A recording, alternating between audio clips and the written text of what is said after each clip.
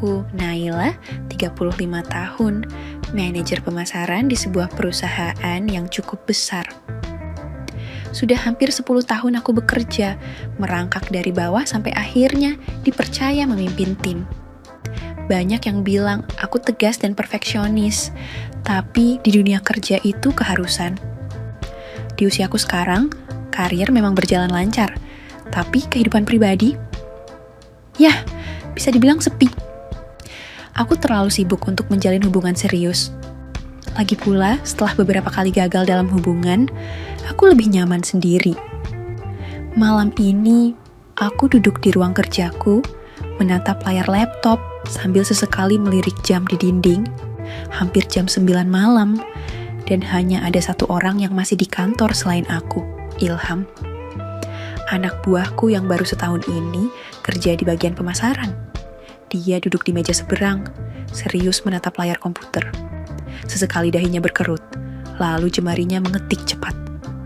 Aku menghela napas. Aku tahu dia masih adaptasi dengan beban kerja yang makin berat. Tapi, dia tipe pekerja keras yang gak gampang nyerah. Belum pulang Ham, ngerjain apa? Tanyaku akhirnya. Ilham menoleh tersenyum tipis. Dikit lagi mbak, masih mau revisi laporan buat besok. Aku mengangguk. Jangan terlalu dipaksain, besok pagi masih bisa dicek lagi. Dia mengangguk, tapi tetap menatap layarnya dengan ekspresi serius. Aku bangkit meraih botol air mineral di meja, lalu berjalan ke arah Ilham. Udah makan belum? Tanyaku. Dia mendongak lagi, kali ini ekspresinya sedikit kaget. Belum sih, tadi rencana mau beli tapi kelupaan. Aku tertawa kecil. Dasar, mau makan di luar, sekalian cari udara segar. Ilham tampak ragu sejenak, lalu tersenyum. Boleh, aku traktir deh mbak. Aku menyipitkan mata. Wah, baik banget, bonus udah cair ya? Dia tertawa, menggeleng. Enggak sih, tapi enggak ada salahnya traktir atasan sesekali. Aku tersenyum, lalu mengambil tas. Ya udah, aku tunggu di parkiran, jangan kelamaan. 5 menit kemudian, kami sudah berada di dalam mobil. Mobil melaju pelan ke sebuah tempat makan yang gak terlalu jauh dari kantor. Ilham duduk di sebelahku, terlihat lebih santai dibandingkan tadi. Sering lembur gini, gak ada yang marah di rumah? Tanyaku, mencoba membuka obrolan. Ilham menggeleng. Bapak di rumah sakit, ibu di kampung, aku tinggal sendiri di kos. Aku meliriknya sekilas. Bapakmu lagi sakit apa? Dia menghela napas. Ginjal mbak, harus cuci darah rutin, biayanya lumayan berat. Aku terdiam sejenak. Sekarang aku paham kenapa dia terlihat begitu serius dengan pekerjaannya. Ada tanggung jawab besar yang dia pikul. Kamu kuat banget ya, kataku akhirnya. Ilham tertawa kecil, tapi matanya tetap menyiratkan lelah. Ya harus, kalau bukan aku siapa lagi? Aku menatapnya lebih lama dari seharusnya. Ada sesuatu di dalam dirinya yang membuatku kagum. Bukan hanya soal kerja keras, tapi juga kedewasaan yang gak biasa untuk usianya. Sejak makan malam itu, aku dan Ilham jadi lebih sering ngobrol. Awalnya, cuman obrolan ringan soal kerjaan atau hal-hal random. Tapi, lama-lama aku merasa nyaman. Ilham bukan tipe anak muda yang suka mengeluh. Dia dewasa, bertanggung jawab. Dia punya cara berpikir yang matang. Hal-hal kecil itulah yang bikin aku makin tertarik. Malam itu, aku baru aja keluar dari ruang meeting. Aku melihat Ilham duduk, menatap layar ponselnya dengan wajah serius. Aku mendekat, lalu duduk di seberangnya. Kamu kenapa? Tanyaku sambil menuangkan kopi ke cangkir. Ilham tersentak, buru-buru mengunci layarnya. Gak apa-apa mbak. Aku mengangkat alis. Kelihatan banget kalau ada yang dipikirin. Dia terdiam sesaat sebelum akhirnya menghela napas. Bapak butuh cuci darah lagi minggu depan, tapi aku masih kurang uang buat biayanya. Aku ikut diam. Aku tahu biaya cuci darah itu mahal, apalagi kalau harus dilakukan rutin. Kurangnya berapa? Tanyaku pelan. Ilham menatapku ragu. cukup banyak, Mbak. Aku nggak enak kalau harus minjem uang ke siapa-siapa. Aku menatapnya lama. Aku ingin bantu, tapi aku juga tahu Ilham tipe orang yang gak gampang menerima bantuan orang lain. Gini deh, aku menyandarkan punggung ke kursi. Aku bisa bantu kamu, tapi ada syaratnya. Ilham menatapku penuh tanya. Syarat? Aku mengangguk. Orang tuaku mau datang minggu depan. Mereka nanya terus, kapan aku punya pacar, kapan nikah. Sumpah, aku capek banget harus dengar pertanyaan itu terus. Ilham masih diam, menunggu kelanjutannya. Jadi, aku mau kamu pura-pura jadi pacarku pas mereka datang. Matanya membesar. Mbak serius? Aku mengangguk santai. Serius, cuman beberapa hari doang. Habis itu ya udah, gak ada urusan lagi. Ilham terdiam cukup lama, aku bisa melihat konflik dalam dirinya. Tapi akhirnya dia menarik napas panjang dan mengangguk pelan. Oke, kalau itu bisa bantu Bapak, aku setuju. Aku tersenyum puas. Aku pikir ini cuma sekadar permainan kecil, tapi ternyata aku salah besar. Hari itu akhirnya tiba, orang tuaku datang, dan Ilham menjalankan perannya sebagai pacar pura-pura. Kami bertemu di resto, tempat yang kupilih dengan suasana cukup tenang agar lebih mudah mengontrol situasi. Saat pertama kali melihat Ilham, ibu langsung terkejut.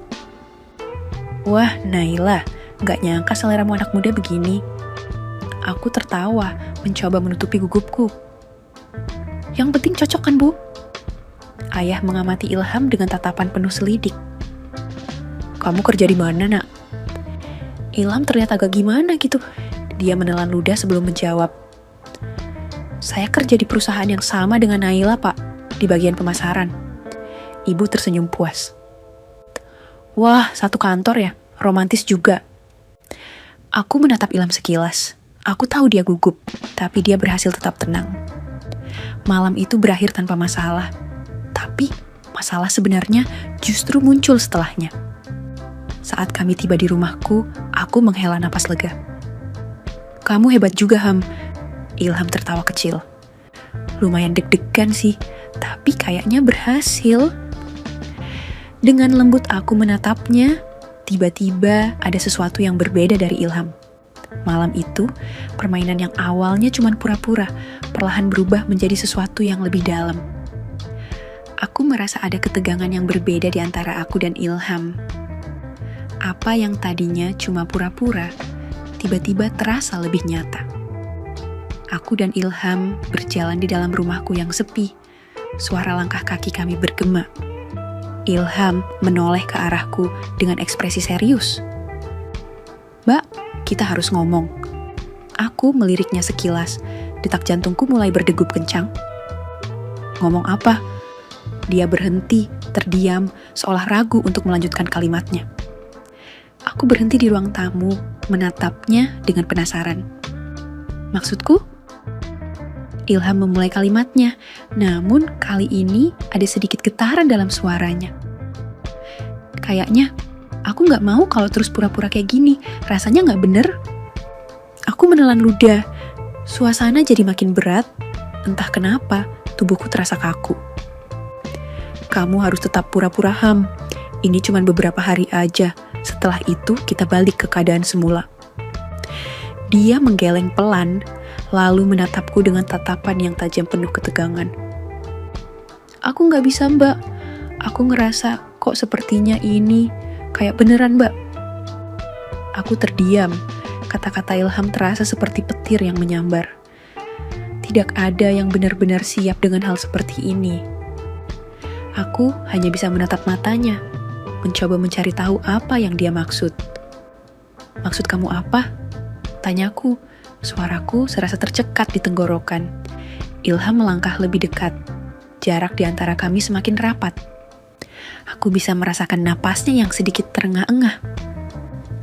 Aku gak bisa pura-pura lagi, Mbak. Aku gak bisa ngelawan perasaanku. Aku merasakan dadaku berdebar semakin kencang. Aku harus berkata sesuatu. Aku harus mengontrol diriku. Tapi, Entah kenapa, kata-kata itu gak keluar begitu saja.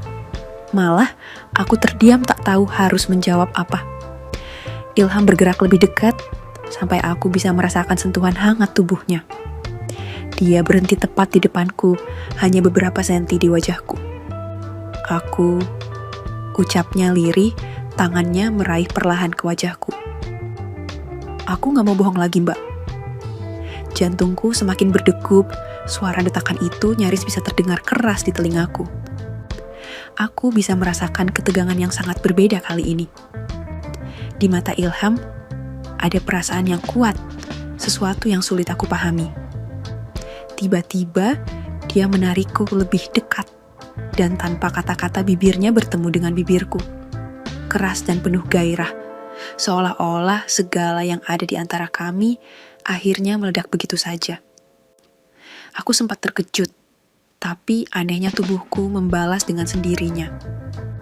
Perlahan, Ilham mengangkat tanganku, menariknya ke belakang tubuhnya. Aku bisa merasakan detak jantungnya yang cepat. Aku merasa terjebak dalam dilema besar antara perasaan dan logika. Aku berusaha memberontak, tapi sejujurnya, aku gak tahu apakah aku ingin melawan atau justru membiarkannya.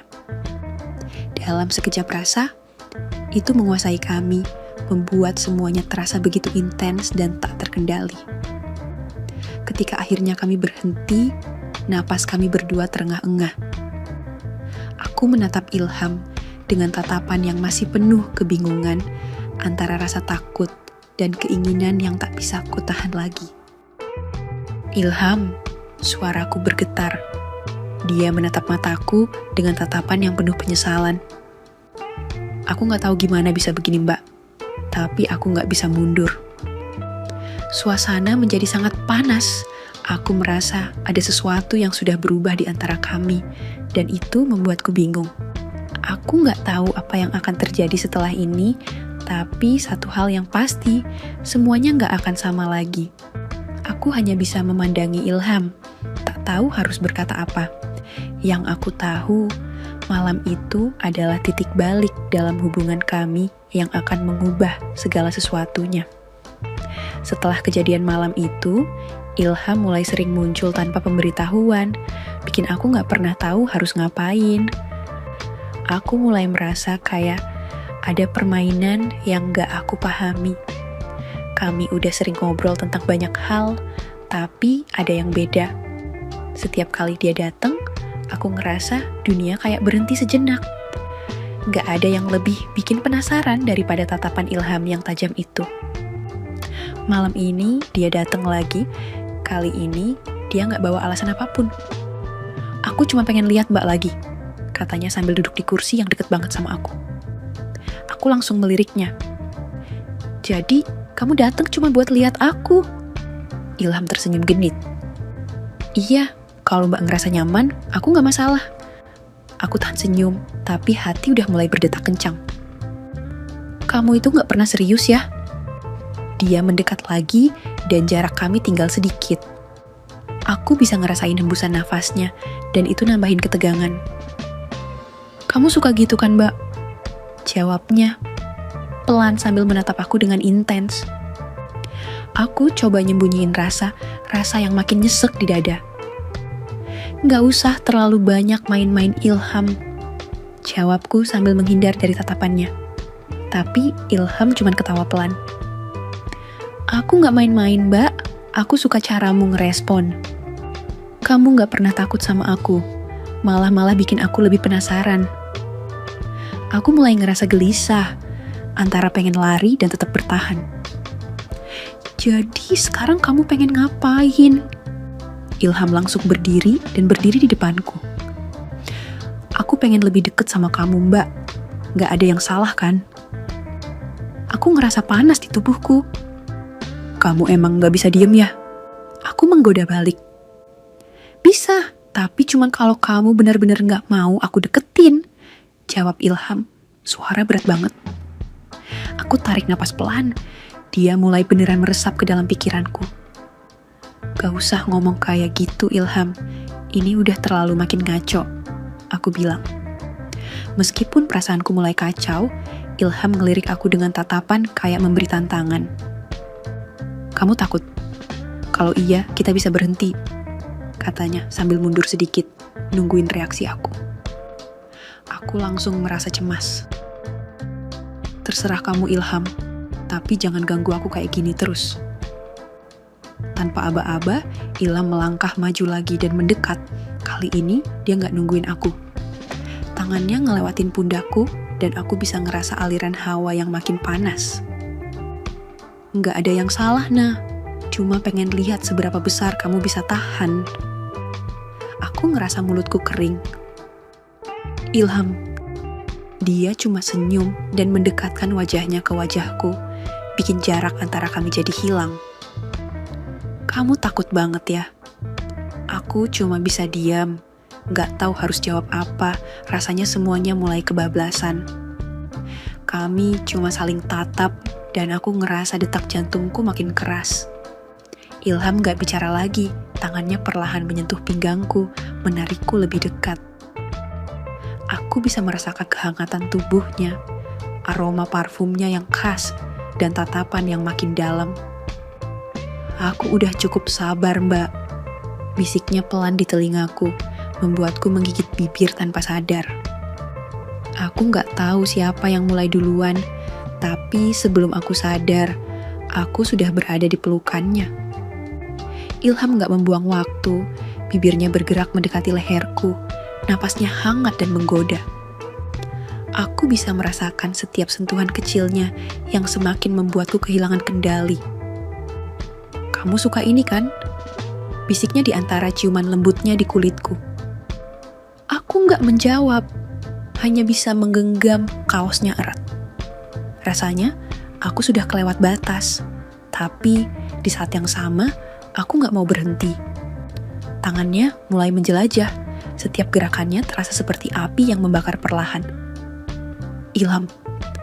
Aku mencoba bersuara, tapi dia hanya menyelipkan jemarinya di rambutku, menatapku dalam-dalam. "Aku gak bakal berhenti kalau kamu gak bilang berhenti," katanya serius. Aku menarik napas dalam, merasakan detak jantung yang gak beraturan. Tapi anehnya, bukannya aku menjauh, aku justru semakin mendekat. Seolah membiarkan segala ketegangan di antara kami meledak di malam itu juga. Tanpa sadar, pakaianku diturunkan hingga terjatuh semua di lantai. Perlahan, Ilham telah membuatku terbaring di sofa. Aku merasa nyaman, bahkan mengikuti setiap kemauannya. Saat dia memulainya, pandangan mataku kosong, terasa begitu nyaman, tanpa bisa diungkapkan dengan kata. Aku hanya bisa mendengar nafasnya yang terasa begitu berat di telingaku. Hingga akhirnya, tak lama setelah dia melakukannya, aku merasa ada yang aneh. Mataku menyipit, menelisik rasa, spontan pelukanku semakin erat, dan aku merasa Ilham seperti ada di dalam diriku saat ini. Seketika, Ilham terlihat lemas dan merobohkan dirinya di sebelahku. Aku masih terpaku dan mencoba memikirkan apa yang sudah terjadi. Ini begitu cepat dan sangat sulit bagiku untuk menghindari. Dan di malam ini, semua yang aku pertahankan selama ini telah diambil Ilham semuanya. Saat ini, aku masih terbaring di samping Ilham. Jantungku belum juga tenang. Aku nggak tahu harus berkata apa setelah semua yang baru aja terjadi. Udara masih terasa hangat. Napas Ilham juga masih terdengar pelan di sampingku. Dia tiba-tiba mengambil selimut menutup sebagian tubuhku. "Dingin?" tanyanya dengan suara pelan. Aku menggeleng pelan. "Enggak." Ilham enggak banyak bicara lagi. Dia cuma menatap langit-langit. Sementara aku tetap di sisinya, berusaha memahami apa yang sebenarnya kurasakan. Harusnya aku biasa aja kan? Harusnya ini nggak lebih dari sekadar sesuatu yang terjadi. Tapi kenapa rasanya beda? Kenapa aku malah semakin terikat sama dia? Aku membalikkan badan, menghadapnya. "Ilham," panggilku pelan. Dia menoleh, tatapannya masih sulit ditebak. Aku ragu sejenak, tapi akhirnya bertanya. "Kamu beneran suka sama aku?" Dia diam, terlalu lama untuk ukuran pertanyaan sesederhana itu. Jantungku mulai gak karuan. Aku suka kamu, Nak, jawabnya akhirnya. Tapi dengan nada yang gak sepenuhnya meyakinkan. Aku mengerutkan dahi. Suka beneran? Atau ini cuma karena kamu ngerasa berhutang budi sama aku? Ilham menatapku lama. Kenapa kamu tiba-tiba nanya gitu? Aku menarik napas panjang. Aku cuma pengen tahu, karena aku ngerasa beda setelah ini. Ilham masih diam. Aku nggak tahu apa yang ada di pikirannya. Dia selalu sulit ditebak, dan sekarang pun aku nggak bisa membaca ekspresinya. Aku nggak main-main sama kamu, katanya akhirnya. Tapi, aku juga nggak tahu harus ngejelasin ini gimana. Hatiku mencelos, jawaban itu nggak cukup buatku. Jadi, maksudnya gimana? Ilham menghela napas. Aku nyaman sama kamu, aku suka ngobrol sama kamu, aku suka ngeliat kamu. Tapi, nah, aku ini siapa sih buat kamu? Aku cuma seseorang yang kebetulan ketemu sama kamu, dan kamu nolongin aku. Aku nggak tahu perasaan ini beneran atau cuma perasaan sesaat karena keadaan. Aku terdiam, aku paham maksudnya. Kami memang gak punya cerita panjang, semuanya terjadi begitu aja. Tapi, kenapa ya hatiku terasa sakit banget mendengar itu? Aku berusaha tersenyum, meskipun rasanya berat. Jadi, kalau besok aku gak ada, kamu bakal biasa aja. Ilham menatapku tajam, kali ini ekspresinya berubah seakan ada sesuatu yang gak bisa dia ungkapkan. Tapi, dia gak langsung jawab. Lagi-lagi, dia memilih diam. Aku menelan ludah, mencoba menahan kekecewaan. Oke, aku bergumam pelan sambil menarik selimut, membalikkan badan menjauhinya. Beberapa detik kemudian, aku merasakan tangan Ilham melingkar di pinggangku, menarikku mendekat. Jangan gitu, Nah, bisiknya di belakangku. Aku tetap diam, menunggu apakah dia akan mengatakan sesuatu lagi. Tapi, dia hanya memelukku erat dari belakang, seakan gak mau aku pergi. Aku gak tahu ini artinya apa, tapi untuk malam ini, aku memilih untuk menikmati perasaan ini. Entah gimana kelanjutan ini. Sudahlah, besok aku pikirkan lagi. Hari demi hari berlalu, dan entah sejak kapan aku mulai terbiasa dengan keberadaan Ilham. Dia semakin sering datang ke rumahku, dan setiap kali kami bersama, rasanya dunia hanya milik berdua. Aku gak peduli lagi dengan segala keraguan yang dulu sempat mengganggu. Aku hanya ingin menikmati momen ini, namun semuanya berubah tiba-tiba. Suatu pagi, Ilham datang dengan wajah muram. Aku yang lagi santai di ruang tamu langsung duduk tegak begitu melihatnya. Ilham, kenapa? Tanyaku khawatir. Dia menghela napas panjang sebelum menjawab. Bapak meninggal, Nah. Aku harus pulang kampung, ucapnya pelan. Aku cuma bisa terdiam. Berita itu terasa begitu mendadak. Aku tahu Ilham jarang cerita soal keluarganya, tapi aku bisa melihat kesedihan yang dia coba tahan. Tanpa berpikir panjang, aku langsung berkata, "Aku ikut kamu." Ilham langsung menggeleng. "Gak usah, Nah." Aku mengerutkan dahi. "Kenapa? Aku bisa nemenin kamu, Ilham." Dia meraih tanganku, menggenggamnya erat, lalu menatapku dengan menahan air mata. "Aku pengen kamu di sini aja. Aku cuma cuti beberapa hari. Ini urusan keluarga. Aku gak mau kamu repot." Aku menatapnya dalam. Ada sesuatu di matanya yang terasa berbeda. Seperti ada jarak yang tiba-tiba muncul di antara kami. Aku gak keberatan Ilham. Dia menghela napas lagi. "Tolong, Nah, aku butuh waktu sendiri." Aku gak tahu harus berkata apa lagi. Aku hanya bisa mengangguk pelan. Namun, ada perasaan gak nyaman gitu yang mulai mengganggu di dalam dada. Beberapa jam kemudian, aku mengantar Ilham sampai depan rumah. Dia membawa tas ranselnya, siap berangkat. "Sampai kapan?" Tanyaku pelan. "Gak tahu, mungkin seminggu, mungkin lebih." Aku menggigit bibir. "Janji bakal kabarin aku." Ilham tersenyum tipis. "Pasti." Dia mengecup keningku sekilas sebelum akhirnya pergi. Aku berdiri di sana, menatap punggungnya yang semakin menjauh. Ada perasaan aneh yang gak bisa aku jelaskan. Entah kenapa, aku merasa seperti ada sesuatu yang berubah.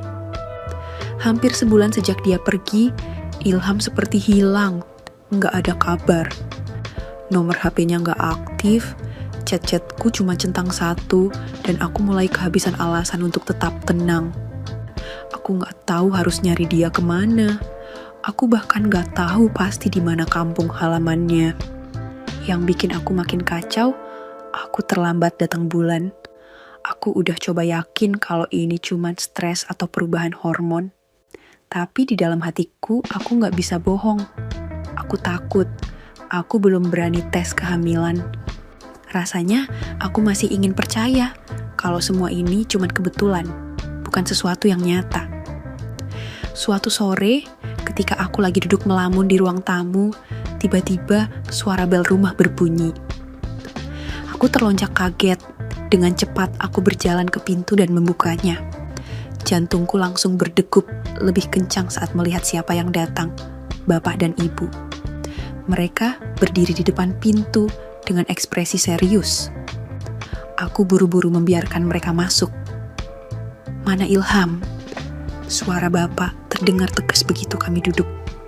Aku menelan ludah, mencoba tersenyum tenang. Ilham lagi di kampung, Pak. Udah hampir sebulan, Naila. Kamu yakin dia bakal balik? Aku terdiam. Aku sendiri gak yakin. Ibu ikut menatapku tajam. Kamu tuh udah hidup serumah sama dia. Kalau kayak gini terus, kapan dia mau tanggung jawab? Aku menggigit bibir, mencoba menahan emosi. Aku tahu mereka gak salah, tapi aku juga gak punya jawaban. Aku percaya dia bakal balik, Bu. Cuman mungkin dia lagi sibuk atau... Aku berhenti bicara. Sadar kalau alasanku makin lama terdengar makin gak masuk akal. Bapak menghela napas berat. Naila, Bapak gak mau kamu terus kayak gini. Kalau sampai bulan depan dia gak ada kabar, Bapak sendiri yang bakal cari dia. Jantungku mencelos. Aku gak tahu harus merasa lega atau makin takut. Setelah mereka pulang, aku duduk di kamar dengan perasaan kacau. Aku tahu, aku harus segera melakukan sesuatu. Aku gak bisa terus menunggu dalam ketidakpastian. Dengan tangan gemetar, aku meraih ponsel dan mencari alamat apotek terdekat. Mungkin ini sudah waktunya aku menghadapi kenyataan. Beberapa hari setelah itu, aku hampir menyerah. Tapi malam itu, suara bel rumah berbunyi. Dengan jantung berdebar, aku membuka pintu. Astaga, Ilham. Aku gak tahu harus marah atau lega. Tapi sebelum aku sempat berkata apa-apa, dia langsung menarikku ke dalam pelukan. Aku minta maaf, Nah, bisiknya. Aku diam sejenak, lalu melepas pelukannya. Kamu kemana aja? Aku nyariin kamu. Ilham menghela napas panjang, lalu duduk di sofa. Aku dijodohin sama seseorang di kampung. Ibu maksa, tapi aku nolak. Aku cinta sama kamu, Nah. Aku gak bisa. Hatiku mencelos.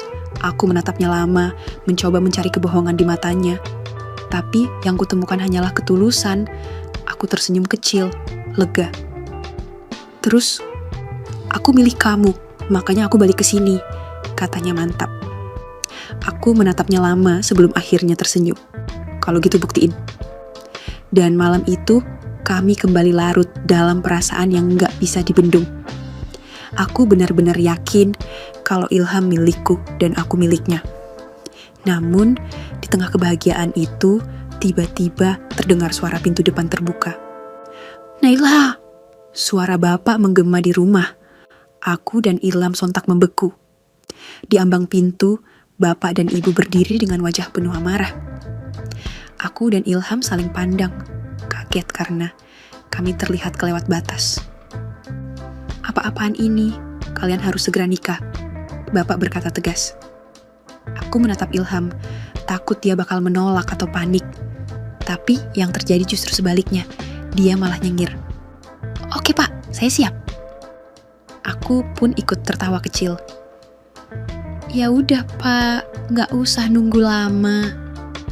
Bapak dan ibu bengong melihat kami berdua yang bukannya panik malah ketawa. Dan beberapa minggu kemudian, kami benar-benar menikah gitu. Akhirnya, aku nggak perlu lagi cemas. Ilham ada di sisiku dan aku tahu inilah kebahagiaan yang selama ini aku cari. Tamat. Oke, segitu dulu untuk kali ini dan semoga kalian, bosku semua, terhibur hari ini ya.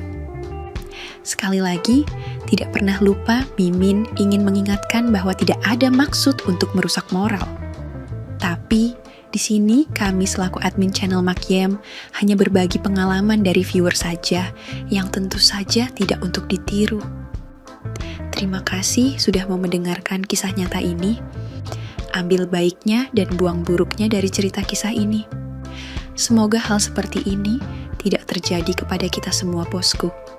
Dan semoga kita semua dilindungi dari mara bahaya. Amin ya Rabbal Alamin. Terima kasih dan sampai jumpa di cerita selanjutnya. Jangan lupa like, juga komen, share, dan subscribe. Oh iya, kira-kira kalian semua bosku yang terhormat kepengen kisah-kisah yang seperti apa lagi nih? Tolong berikan komentar-komentar kalian di video ini ya.